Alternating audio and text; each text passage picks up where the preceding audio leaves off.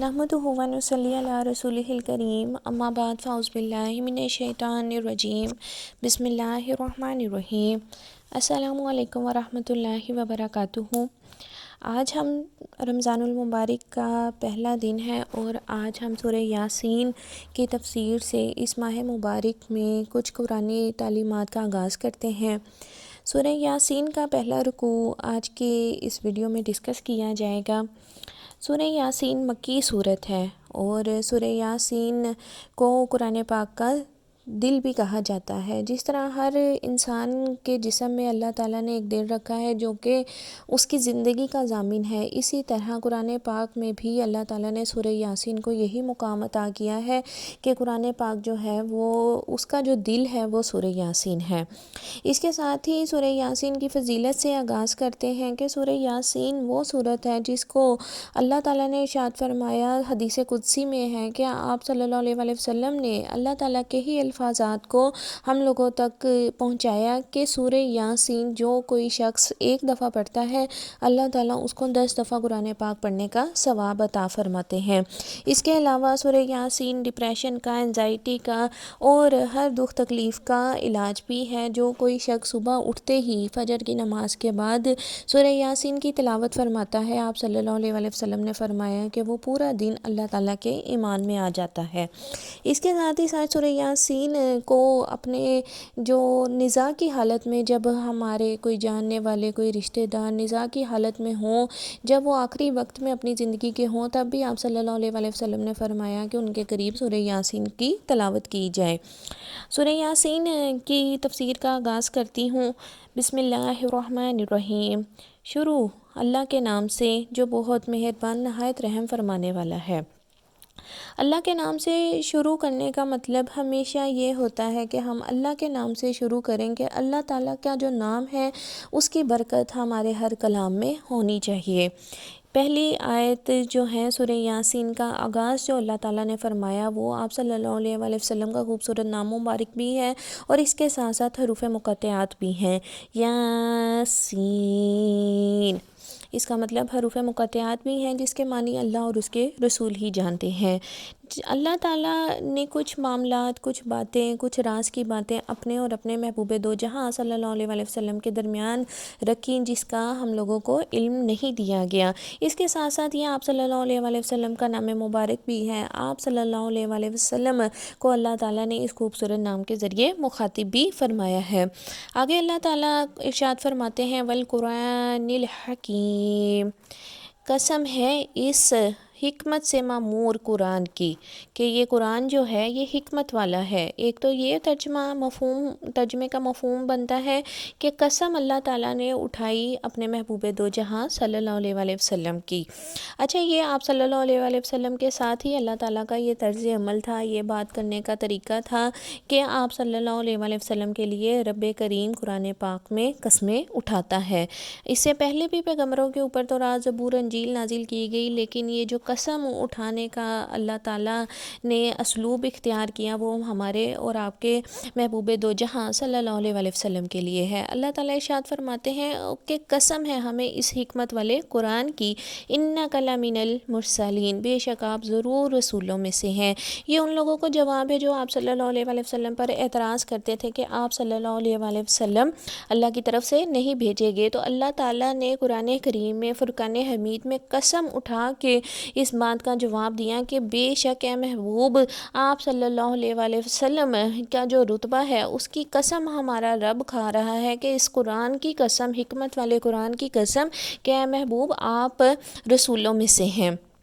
علی صراط مستقیم، آپ سیدھی راہ پر قائم ہیں۔ وہ راستہ کون سا ہے، سیدھا راستہ کون سا ہے، جو کہ اللہ تعالیٰ آگے ارشاد فرماتے ہیں کہ یہ جو قرآن کریم ہے، یہ جو دین آپ لے کر آئے ہیں، یہ جو تعلیمات میں نے آپ کو دے کر دنیا کی طرف مبعوث فرمایا ہے تاکہ لوگوں کو آپ اندھیروں سے، ظلمت کے اندھیروں سے نکال سکیں، تو وہ آپ سیدھی راستے کے اوپر ہیں۔ تنزیل العزیز الرحیم، یہ جو قرآن پاک کا راستہ آپ صلی اللہ علیہ وآلہ وسلم نے ہم لوگوں تک پہنچایا ہے یہ بڑی عزت والے بڑے رحم والے رب کی طرف سے نازل کرتا ہے۔ اچھا اب یہ اتنی سی بات اگر ہم سمجھیں تو یہ 5 آیتوں میں اللہ تعالیٰ نے آپ صلی اللہ علیہ وآلہ وسلم پر جو اعتراضات کرتے تھے لوگ کہ آپ صلی اللہ علیہ وآلہ وسلم رب کریم کی طرف سے نہیں آئے، آپ ہماری ہی طرح کے بشر ہیں معاذ اللہ، ٹھیک ہے۔ اب یہ کامن سی بات ہے کہ اگر ہمارے سامنے کوئی اور مخلوق آ جائے تو ہم لوگ تو ڈر جائیں، ہم لوگ ان کو سمجھ ہی نہ پائیں، ہم لوگ ان کو دیکھ ہی نہ سکیں۔ تو ہمیشہ سے اللہ تعالیٰ کا یہی طریقہ رہا ہے کہ جتنے بھی پیغمبر دنیا میں اللہ تعالیٰ نے بھیجے ہیں وہ سب کے سب بشریت کی ہی حالت میں ہم لوگوں تک آئے ہیں۔ تو یہ جو اعتراض آپ صلی اللہ علیہ وآلہ وسلم پر کیا جاتا رہا کہ آپ اللہ کی طرف سے رسول نہیں ہیں، تو اس کا جواب ایک تو اللہ تعالیٰ نے دیا، دوسرا میں نے آپ کو بتایا کہ حروف مقطعات سے یہ صورت مبارکہ شروع کی گئی اور اللہ تعالیٰ اپنے محبوب کی قسم کھا رہا ہے کہ اے محبوب قسم ہے اس قرآن حکیم کی، بے شک آپ رسولوں میں سے ہیں اور آپ جو یہ دین لے کر آئے ہیں، یہ جو قرآن آپ کی طرف نازل کیا گیا ہے وہ سیدھی راستہ ہے، وہی سیدھی راہ ہے جس پہ آپ صلی اللہ علیہ وآلہ وسلم قائم ہیں۔ تو ان باتوں کا، ان اعتراضات کا آپ ان کو اپنے دل میں جگہ نہ دیں، ان کی وجہ سے اپنے دل میں تنگی نہ کریں۔ بے شک یہ جو قرآن کریم ہے وہ ایک عزیز اور رحیم یعنی عزت والے اور رحم کرنے والے رب کی طرف سے نازل کیا گیا ہے۔ اس لیے اس سے اب یہاں پہ 2 مفہوم ہے کہ آپ صلی اللہ علیہ وآلہ وسلم کے رب کے رسول ہونے میں بھی کوئی شک باقی نہیں رہا، دوسرا قرآن پاک جو ہے وہ سیدھی راہ ہے، اس میں بھی کوئی شک نہیں رہا، اور تیسری بات یہ کہ یہ ہمارے رب کی طرف سے عزت والے اور رحم کرنے والے رب کی طرف سے نازل کیا گیا ہے۔ آگے اگر ہم چلیں تو اللہ تعالیٰ ارشاد فرما رہے ہیں 6 آیت میں کہ یہ قرآن پاک اب کیوں نازل کیا گیا ہے۔ آپ صلی اللہ علیہ وآلہ وسلم سیدھی راہ پر ہیں اور آپ رسولوں میں سے ہیں، اب آپ کو رسولوں میں سے کیوں بھیجا پڑا، کیوں آپ کو اللہ تعالیٰ نے اس کائنات میں مبعوث فرمایا؟ لِتُنذِرَ قَوْمًا مَّا أُنذِرَ آبَاؤُهُمْ فَهُمْ غَافِلُونَ، تاکہ آپ اس قوم کو ڈر سنائیں جس کے باپ دادا کو نہیں ڈرایا گیا سو وہ غافل ہیں۔ اب اس قوم کو ڈرائیں جن کے آباء و اجداد نہ ڈرائے گئے، کیونکہ مدتیں ہو گئی تھیں ان کے آباء و اجداد کی طرف کوئی بھی رسول مبعوث نہیں ہوا۔ حضرت محمد صلی اللہ علیہ وآلہ وسلم سے لے کے جب حضرت محمد صلی اللہ علیہ وآلہ وسلم اس دنیا میں تشریف فرما ہوئے، آپ نے اپنے انوار تجلیات دنیا میں رونق افروز فرمائی، تو حضرت آپ صلی اللہ علیہ وآلہ وسلم سے پہلے حضرت عیسیٰ علیہ السلام دنیا میں آخری پیغمبر تھے، اور حضرت عیسیٰ علیہ السلام اور حضرت محمد صلی اللہ علیہ وآلہ وسلم کے درمیان جو وقت کا فاصلہ تھا وہ 571 سال کا تھا۔ پھر آپ صلی اللہ علیہ وآلہ وسلم نے 40 سال کے بعد نبوت کا اعلان فرمایا، تو اس طریقے سے حضرت عیسیٰ علیہ السلام کے بعد 611 سال کے بعد کوئی پیغمبر دنیا میں تشریف لایا تھا۔ 611 سال کے بعد کسی نے اللہ تعالیٰ کا پیغام دنیا کی طرف دوبارہ پہنچایا۔ وحی کا ان لوگوں نے وحی کا اجالا نہیں دیکھا تھا، اندھیرے میں تھے، کفر میں، شرک میں، بت پرستی میں یہ لوگ گر چکے تھے، ان لوگوں کی فطرت بن چکی تھی کہ یہ کفر کے اندھیروں میں پڑ گئے تھے، اور اب اچانک کوئی انسان، ہم لوگ بھی اگر ہوں، ہم لوگ پوری رات سوئیں، صبح ایک دم روشنی چلے، کمرے کی جب لائٹس آن کی جاتی ہیں تو ہماری آنکھیں ایک دم چندھیا جاتی ہیں، آنکھیں فوراً کھلتی نہیں ہیں۔ ان کا بھی اسی طریقے سے حال ہے کہ جیسے آپ چمگادڑ کی مثال سمجھنے کے لیے آپ کو دوں تو کہ اگر چمگادڑ جو ہے وہ رات کے اندھیرے میں باہر نکلتی ہے، جیسے ہی روشنی ہوتی ہے وہ اندر چلی جاتی ہے، کیونکہ وہ یوز ٹو ہے، وہ عادی ہو چکی ہے اندھیروں کی۔ وہ اسی طریقے سے اللہ تعالیٰ ارشاد فرما رہے ہیں کہ اے محبوب ان لوگوں کو ڈراؤ جن کے آباء و اجداد کو ایک مدت ہو چکی ہے ان کی طرف کوئی وحی لے کے نہیں آیا، ان کی طرف کوئی اللہ کا میسیج لے کے نہیں آیا، ان کو بتایا نہیں گیا، کسی نے ان کی رہنمائی نہیں فرمائی، اور یہ لوگ اندھیرے میں رہ کے ان کی فطرت کے اندر اندھیرا آ گیا۔ اندھیرا کس چیز کا؟ بت پرستی کا، کفر کا، اور فَهُمْ غَافِلُونَ، بس اندھیرے ہی ان کے دلوں میں بس گئے ہیں، روشنی اب ان کو بری لگتی ہے۔ یعنی اب کیا ہے کہ آپ صلی اللہ علیہ وآلہ وسلم جب دنیا میں تشریف فرما ہوئے تو آپ نے جب دین کی بات کی، اللہ کے وحدہ لا شریک ہونے کی بات کی، تو اب ان لوگوں کو یہ دین کی روشنی اچھی نہیں لگ رہی۔ اب اللہ تعالیٰ فرما رہے ہیں اِنَّکَ لَمِنَ الْمُرْسَلِينَ، اب آپ صلی اللہ علیہ وآلہ وسلم کو بھی یہاں پہ ساتھ تسلی دی گئی صورت میں سٹارٹنگ میں ہی کہ آپ رسولوں میں سے ہیں، آپ کا طریقہ کار ہے محبوب وہی ہے جس کے اوپر پہلے 1,24,000 کم و بیش پیغمبر آئے، آپ اسی طریقے کے اوپر اوپر ان سے وحی کریں، ان کو وہ میسیج بھیجیں، لیکن اللہ تعالیٰ ساتھ کیا ارشاد فرما رہے ہیں، یہ ان کی طرف آپ کو میں نے بھیجا گیا ان کی طرف، تاکہ آپ ایسی قوم کو ڈر سنائیں جن کی طرف 611 سال کی مدت سے کوئی بھی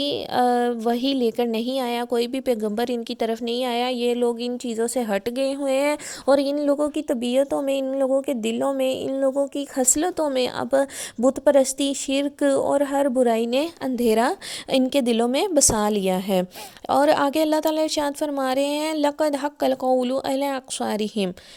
بے شک ثابت ہو چکی ان میں سے بہت سے لوگوں پر فَهُمْ لَا يُؤْمِنُونَ، کہ وہ ایمان نہیں لائیں گے۔ اچھا، اب دیکھیں یہاں پہ اللہ تعالیٰ فرما رہے ہیں کہ اب یہ لوگ، اے محبوب آپ کا طریقہ تو وہی ہے جس پہ پہلے پیغمبر آئے، ٹھیک ہے، اور آپ کو کس لیے بھیجا گیا یہ آپ کو میں نے بتایا کہ آپ صلی اللہ علیہ وآلہ وسلم کو اللہ تعالیٰ نے اس لیے بھیجا کہ ان کے پاس پہلے کوئی پیغمبر، کوئی رسول اللہ کی وحی لے کر نہیں آیا۔ تو اب اللہ تعالیٰ فرما رہے ہیں کہ ان میں سے بہت سے لوگوں کے اوپر لازم ہو گیا ہے، ان کے اوپر ثابت ہو چکا ہے کہ یہ لوگ ایمان نہیں لائیں گے، ٹھیک ہے۔ اب مخالفت بھی کی جائے گی آپ صلی اللہ علیہ وآلہ وسلم کی۔ اللہ نے یہ بتا دیا کہ اے محبوب آپ پر پتھر بھی اٹھائے جائیں گے، گڑھے بھی کھودے جائیں گے، تانے بھی دیے جائیں گے، طائف کے لوگوں کا سلوک برا بھی ہوگا، احد اور بدر کی جنگیں بھی کی جائیں گی، لیکن آپ نے محبوب ان لوگوں کی عادت آپ کو بتائی جا رہی ہے کہ یہ لوگ عادت ہو گئی ہے ان کو اندھیروں میں رہنے کی، ان کو ان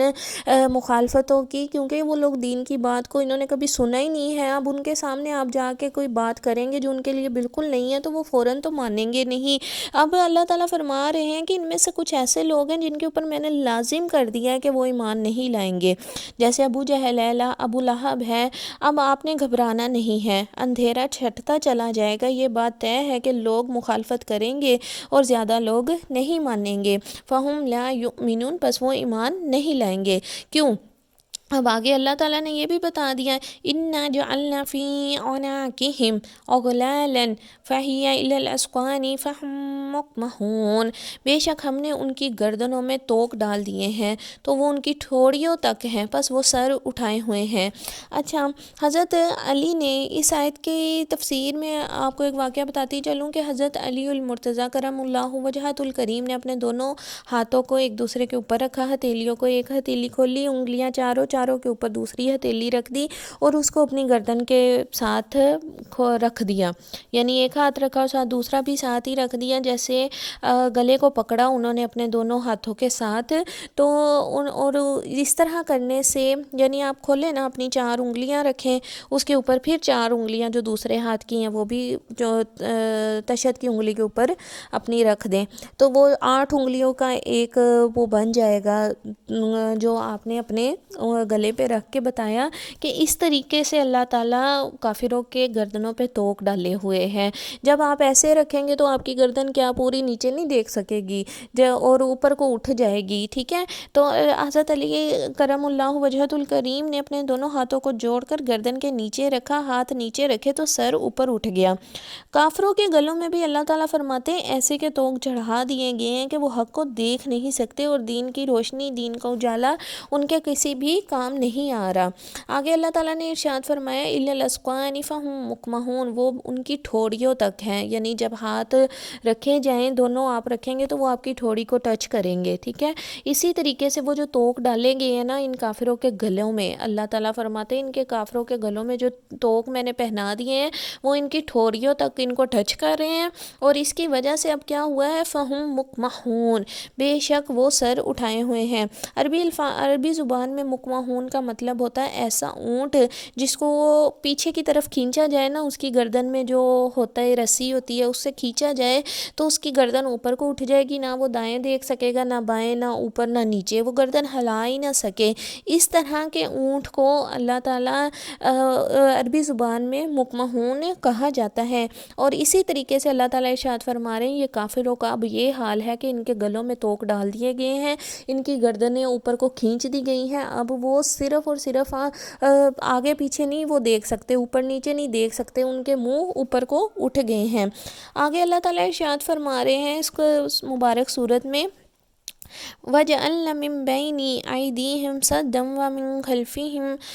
خَلْفِهِمْ سَدًّا فَأَغْشَيْنَاهُمْ فَهُمْ لَا يُبْصِرُونَ، اور ہم نے ان کے آگے بھی ایک دیوار اور ان کے پیچھے بھی ایک دیوار بنا دی، پھر ان کی آنکھوں پر پردہ ڈال دیا سو وہ کچھ نہیں دیکھتے۔ اب دیکھیں اللہ تعالیٰ کیا ارشاد فرما رہے ہیں کہ ان کے آگے بھی دیوار ہے، ان کے پیچھے بھی دیوار ہے۔ آگے ان کے دین کی روشنی آ گئی ہے، لیکن انہیں روشنی سے کوئی فائدہ نہیں پہنچ رہا، کیونکہ وہ اندھیروں میں رہنے کے عادی ہو گئے ہیں۔ اب پیچھے بھی جو ظلمت کا اندھیرا تھا وہ اس کو بھی پہچان نہیں رہے کہ ہم لوگ کفر اور شرک اور اللہ سے دوری اختیار کیے ہوئے ہیں، ہم لوگوں کو یہ چھوڑنا چاہیے۔ اب ان کے منہوں پر بھی اللہ تعالیٰ نے کھول ڈال دیے ہیں، سو وہ دیکھ نہیں سکتے۔ اب دیکھیں اللہ تعالیٰ کیا مثال بیان فرما رہے ہیں کہ آگے بھی دیوار ہے، پیچھے بھی دیوار ہے، منہ پر پردہ ہے، فَأَغْشَيْنَاهُمْ، بس ان کے منہ پر پردہ ہے اور گردنیں مکمہون کی طرح، اس اونٹ کی طرح اٹھی ہوئی ہیں اوپر کو۔ اب آپ ذرا تھوڑا سا ریمائنڈ کریں نا کہ ان کا کافروں کا اللہ تعالیٰ کیا مثال دے رہا کہ ان کے گردنوں میں ٹوک ڈال دیے گئے جو ان کی ٹھوڑیوں کو ٹچ کریں، ٹھیک ہے۔ پھر مکمہون وہ ہو گئے ہیں، یعنی اس اونٹ کی طرح ہے جس کو رسی کے ذریعے کھینچا جائے تو اس کی گردن اوپر کو اٹھ جائے، بس نہ وہ دائیں دیکھ سکے نہ بائیں دیکھ سکے، نہ اوپر نہ نیچے، اس کو نیچے سرسبز گھاس بھی نظر نہ آئے، ٹھیک ہے۔ پھر آگے اللہ تعالیٰ ارشاد فرما رہے ہیں ان کے آگے بھی دیوار ہے، ان کے پیچھے بھی دیوار میں نے کر دی، ٹھیک ہے۔ اور پھر کیا ہے کہ ان کے چہروں کے اوپر فَأَغْشَيْنَاهُمْ، ان پہ پردہ ڈال دیا گیا، ان کے چہروں کو ڈھانپ دیا گیا، اب وہ پس وہ نہیں دیکھ سکتے۔ اب کیا ہے کہ یہاں پہ ایک مثال، یہاں پہ علماء کرام نے ارشاد فرمایا کہ کافروں میں سے کچھ کافر حضور اکرم صلی اللہ علیہ وآلہ وسلم کو مارنے کی نیت سے پتھر لے کر آئے، تو جب آپ صلی اللہ علیہ وآلہ وسلم نماز کی حالت میں تھے تو کافروں نے آپ پر حملہ کرنا چاہا، تو ایک بیل جو تھا نا وہ آپ کافروں کی طرف دوڑ رہا تھا، جو جب انہوں نے مارنے کی حضور پاک صلی اللہ علیہ وسلم پہ حملہ کرنے کی کوشش کی تو وہ بیل نے آگے سے ان کے اوپر حملہ کر دیا، تو انہیں آپ صلی اللہ علیہ وآلہ وسلم نظر ہی نہیں آئے۔ تو یہاں پہ ایک تو وہ تفسیر کی گئی۔ اچھا اب یہاں پہ دوسری بات، اب سوال اٹھتا ہے نا کہ اللہ تعالیٰ نے فرما دیا کہ ان کے گلوں میں توق ہے، ان کی منہوں پہ پردہ ہے، ان کو مکمہون کر دیا گیا ہے، یہ آگے اللہ تعالیٰ ارشاد فرما رہے ہیں وَسَوَاءٌ عَلَيْهِمْ أَنذَرْتُمْ أَمْ لَمْ تُنذِرْهُمْ فَهُمْ لَا يُؤْمِنُونَ، اور ان کے لیے برابر ہے کہ وہ آپ انہیں ڈرائیں یا نہ ڈرائیں، وہ ایمان نہیں لائیں گے۔ اب یہاں پہ سوال یہ پیدا ہوتا ہے کہ اللہ تعالیٰ نے یہ ساری سچویشن بیان کر دی، یہ ساری حالت بیان کر دی کہ کافروں کا یہ حال ہے، اے محبوب آپ انہیں ڈرائیں یا نہ ڈرائیں وہ ایمان نہیں لائیں گے۔ جب انہوں نے ایمان ہی نہیں لانا، ٹھیک ہے، اب ان کی کنڈیشن ہی یہ ہے کہ وہ ایسے ہو گئے ہیں، ان کے گلوں میں بھی توق ہے، ٹھوڑیوں تک آگے ہیں، ان کی گردنیں اٹھ گئی ہیں، ان کے منہوں پہ پردہ ڈال گیا ہے، ان کے آگے بھی دیوار ہے، ان کے پیچھے بھی دیوار ہے۔ اب ان کے لیے تبلیغ کا کوئی اثر بھی نہیں ہے۔ ان میں سے آگے اللہ تعالیٰ نے یہ بھی ارشاد فرما دیا کہ آپ انہیں ڈرائیں نہ ڈرائیں برابر ہے۔ پھر پہلے اللہ تعالیٰ نے یہ بھی ارشاد فرما دیا کہ ان میں سے کچھ ان کے اوپر لازم ہو گیا ہے کہ وہ ایمان نہیں لائیں گے، ٹھیک ہے۔ اب اللہ تعالیٰ ہم سے خود یہ کلام فرما رہے ہیں کہ وہ ایمان نہیں لائیں گے، پھر انہیں تبلیغ کیوں کی جائے؟ ہوتا ہے نا کہ ایک بندے نے ماننا ہی نہیں ہے تو میں اس کے ساتھ کیوں بات کروں، ٹھیک ہے۔ تو یہ ایسا، اس کا جواب یہ ہے کہ اب ایک بندے کو آپ کہیں جی اس بندے نے پہلے ہی مجھے جواب دے دیا ہے، یا مجھے پتہ ہے کہ وہ بندہ نہیں مانے گا تو میں اس کی طرف یہ پیغام کیوں لے کے جاؤں، کہ وہ جب انہوں نے ایمان لانا ہی نہیں تھا تو پھر ان کو دین کی تبلیغ کیوں، جو پھر ان کی طرف دین کی دعوت کیوں؟ تو اللہ تعالیٰ ارشاد فرماتے ہیں کہ جب میرے پیغمبر ان لوگوں کے پاس آئے تو انہوں نے ان کی تکذیب کی، ان کا انکار کیا، ان کو اذیتیں دیں، ان کو طعن و تشنیع کی، ان کو تکلیفیں اتنی دی گئی۔ یہ لوگ اللہ تعالیٰ فرماتے ہیں یہ پہلے یہ معاملات نہیں تھے ان کے لیے کیے گئے، کیونکہ انہوں نے اللہ کے حکم کی نافرمانی کی، انہوں نے اللہ کے فرمان کی، ان کے پیغمبروں کی، اللہ کے پیغمبروں کی تکذیب کی، ان کا انکار کیا، تو اللہ تعالیٰ نے ان کے دلوں پر زنگ ڈال دیے، اللہ نے ان کے دلوں پر غلاف چڑھا دیے اور ان کے منہوں پہ پردہ ڈال دیا کہ وہ کچھ دیکھ ہی نہ سکے۔ انہوں نے یہ جو ان کی حالت اللہ نے یہ بیان کی ہے نا کہ ان کے گلوں میں توق ہے، ان کے آگے بھی دیوار ہے، ان کے پیچھے بھی دیوار ہے، وہ کچھ دیکھ نہیں سکتے، وہ کچھ سن نہیں سکتے، یہ ان کی اپنی کی ہوئی حرکتوں کی وجہ سے ان کو یہ سزا دی گئی ہے، ورنہ اللہ تعالیٰ نے تو ہر ایک انسان کو فطرت سلیمہ پہ پیدا کیا ہے، جو جو بھی کوئی انسان دنیا میں پیدا ہوتا ہے تو وہ اسلام کی فطرت پہ پیدا ہوتا ہے. یہ بعد میں انسان اپنے ماحول کے مطابق اچھا برا شعور اس کو دیا گیا ہے، وہ یہودی عیسائی بنتا ہے، وہ کافر بنتا ہے، وہ مسلمان بنتا ہے، یہ وہ بات کی بات ہے. لیکن ہر ایک انسان فطرتاً دل جو ہے اس کا وہ اسلام کی فطرت پہ ہی پیدا کیا گیا ہے. اب ان کے پاس یہ روشنی آئی، دین لے کے پیغمبر آئے. اب انہوں نے دیکھنے سے انکار کر دیا، انہوں نے پیغمبروں کو ماننے سے انکار کر دیا کہ تم ہمارے جیسے کہ ہی بشر ہو، تم اللہ کی طرف سے نہیں نازل کیے گئے، تم جو لائے ہو یہ جادو ہے، معاذ اللہ یہ اساطیر الاولین پہلے لوگوں کی کہانی ہے. تو پھر اللہ تعالیٰ نے ان کی سزا میں، ان کے انکار کرنے کی سزا میں ان کے آگے اور پیچھے دیواریں کھڑی کر دیں. ورنہ کیا تھا، جب آپ صلی اللہ علیہ وآلہ وسلم نے واضح دلائل دیے، جب چاند کو انہوں نے کہا کہ آپ معجزہ دکھائیں، چاند کو 2 ٹکڑے کرے، اتنی بڑی ایک نشانی بیان کی گئی کہ چاند قدموں میں آ گیا، 2 ٹکڑے ہو گئے، ایک پہاڑ کی ایک طرف تھا حصہ، چاند کا دوسری طرف تھا. حکم دیا گیا اللہ کے محبوب کے حکم سے اگر سورج عصر کے ٹائم واپس آ سکتا ہے، ٹھیک ہے. پھر ابو جہل جب آپ صلی اللہ علیہ وآلہ وسلم کے پاس آیا کہ بتائیں میری مٹھی میں کیا ہے، تو آپ صلی اللہ علیہ وآلہ وسلم نے ارشاد فرمایا کہ میں بتاؤں یا جو تمہاری مٹھی میں ہے وہ خود تمہیں بتائے. تو کلمہ پڑھتا ہوا پتھر بول اٹھا کہ میں لا الہ الا اللہ محمد رسول اللہ. کہ یہ جب واضح دلائل دیکھ کے ان کا یہ حال ہے، انہوں نے انکار کیا، تو پھر یہ ان لوگوں سے ان رحمتوں کا نور ہی چھین لیا گیا. اب آگے اللہ تعالیٰ نے ارشاد فرمایا،